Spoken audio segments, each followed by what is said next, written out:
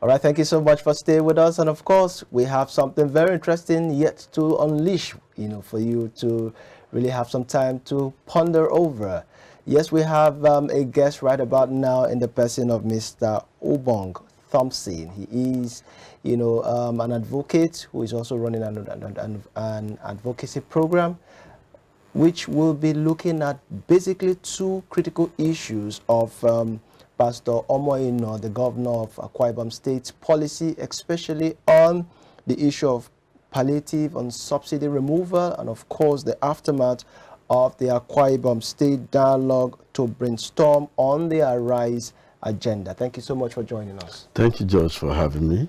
All right, now first let's look at the core focus of the governor, Pastor Umo Eno's, especially with regards to the subsidy removal.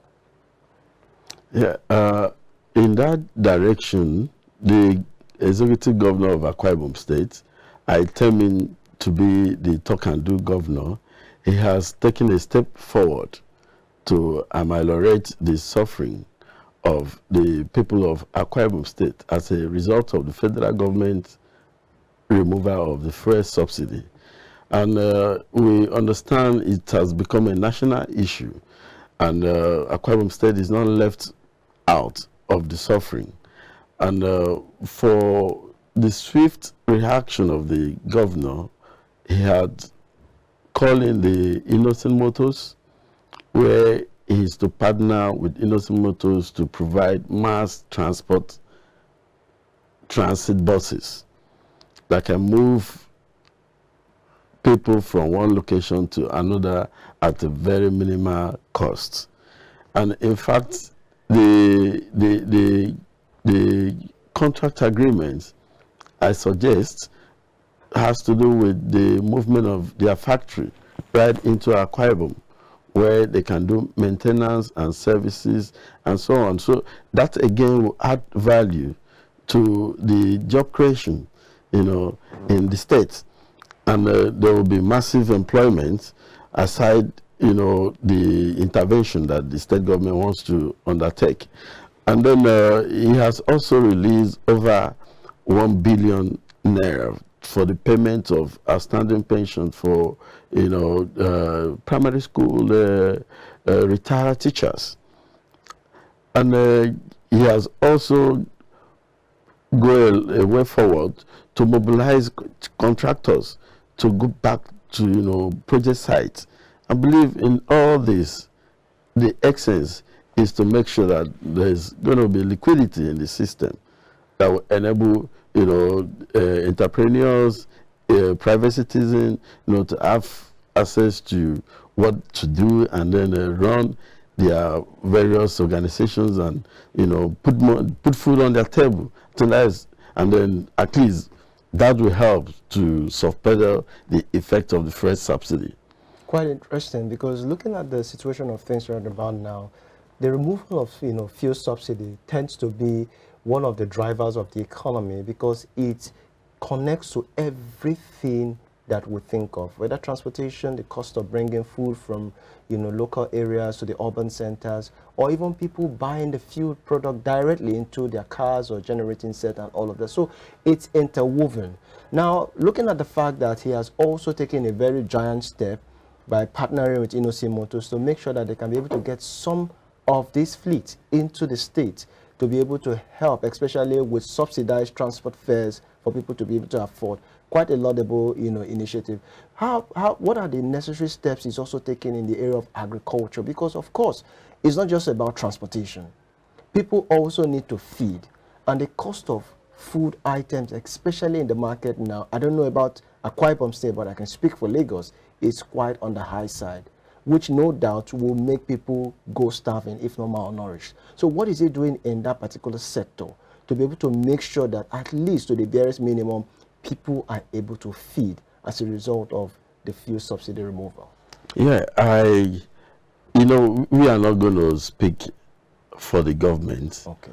But from our own point of view, we understand that the governor, in his wisdom, has created rural access and marketing roads.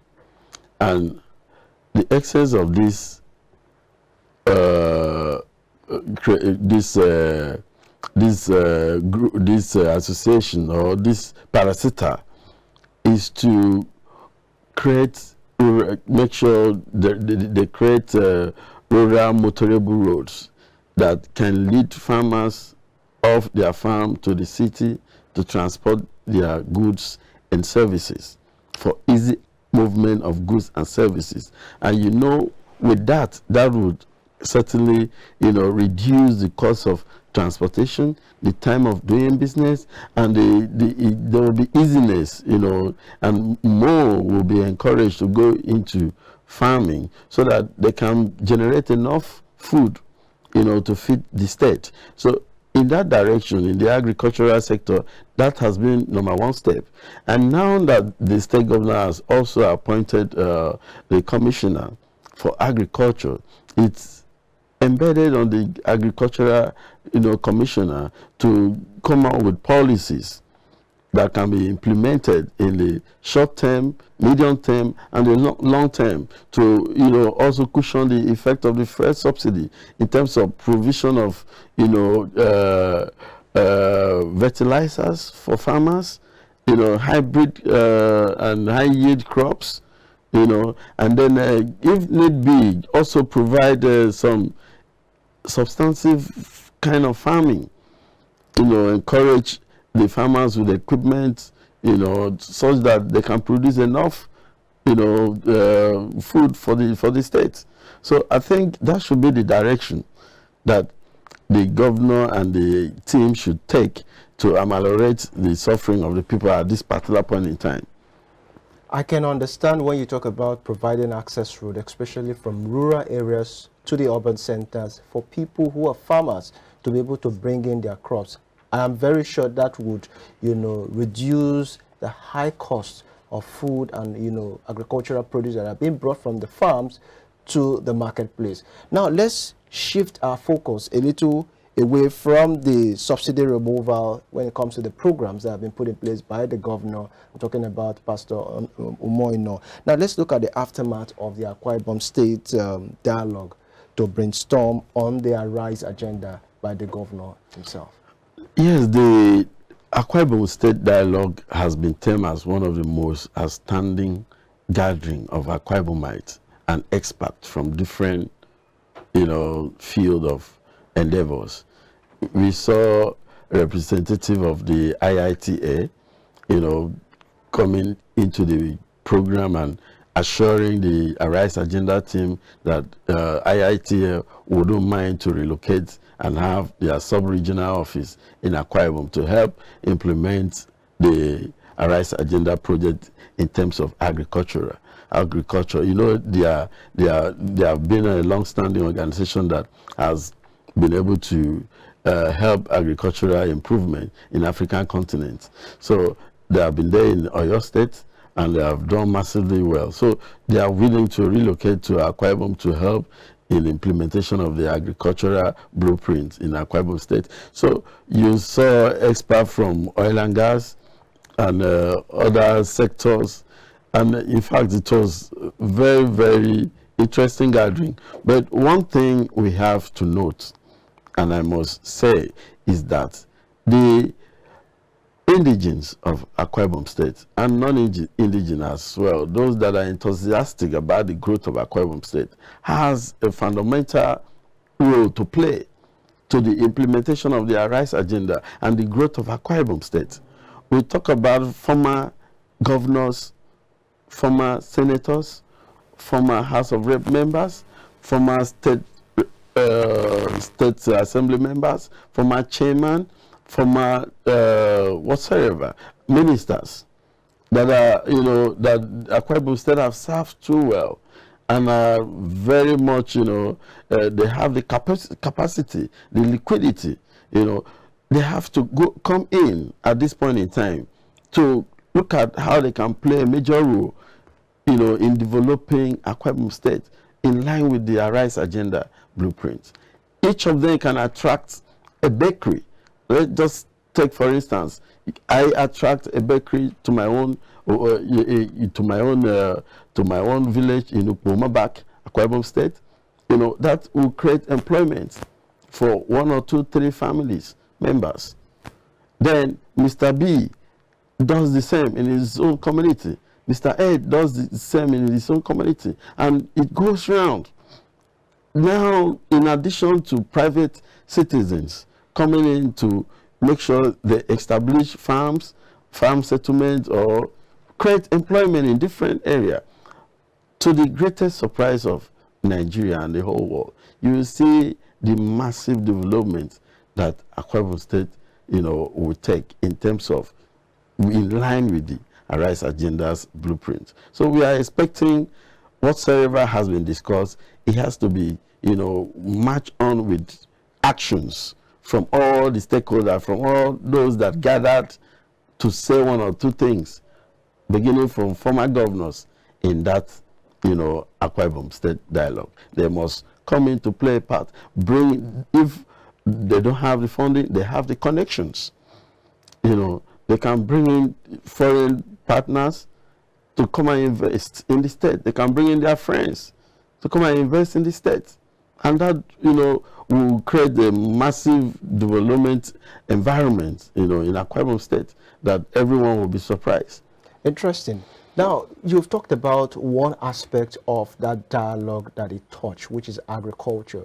And of course, by virtue of your analysis, you were able to explain how it will trickle down on the economy in Akwa Ibom State when it comes to job creation, especially with regards to opening up factories or bakery so that people can get direct employment from this.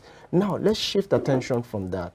Let's focus on ICT. The world is, becoming a global village. And of course, virtually everything is driven by IT. What is Governor Pastor Umo Eno doing in that regard to be able to make sure that that particular sector is impacted, to create employment for people in Akwa Ibom, and of course, to be able to earn direct foreign, investment into that state? Yes, you need to understand the Arise Agenda focal points, and ICT development is among the focal area. There are 3 basic, most focal points that the government is trying to center the Arise Agenda on, which is agricultural development, security, and ICT development.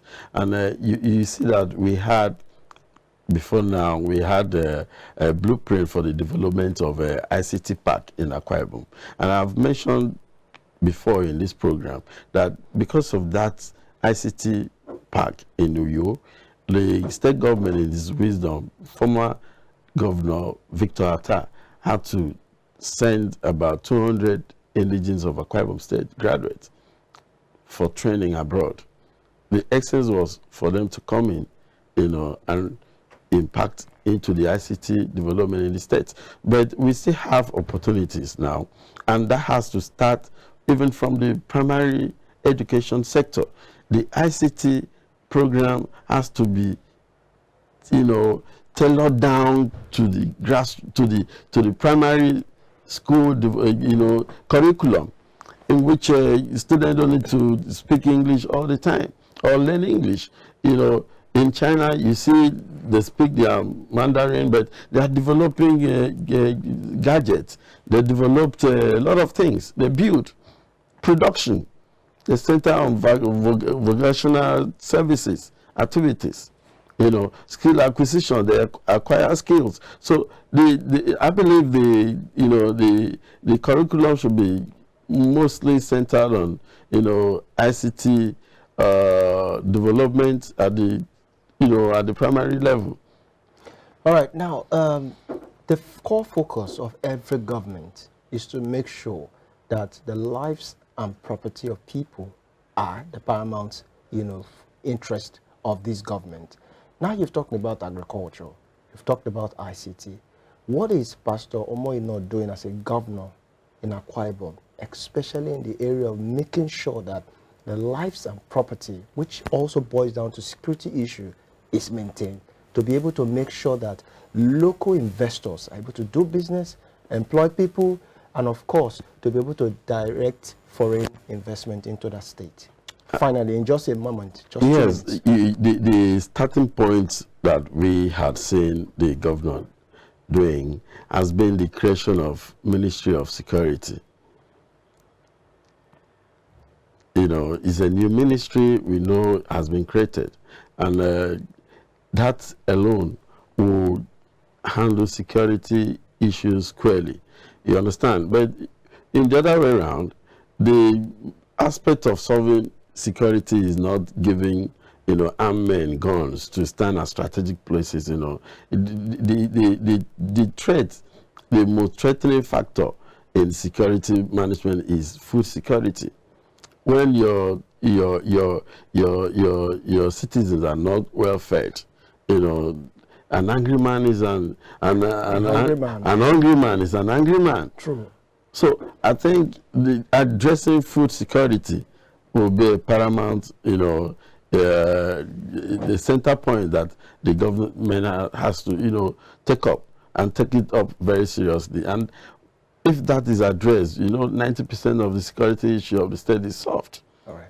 Thank you so much, Mr. Obong Thompson, for coming on the show. We really appreciate your time. Thank you so much. Thank you, George. All right, so that's the much we have to share with you right about this time on this segment. The show is not yet over, as we'll be going yet into another segment of the show, and that will be right after this time out. Please stay with us.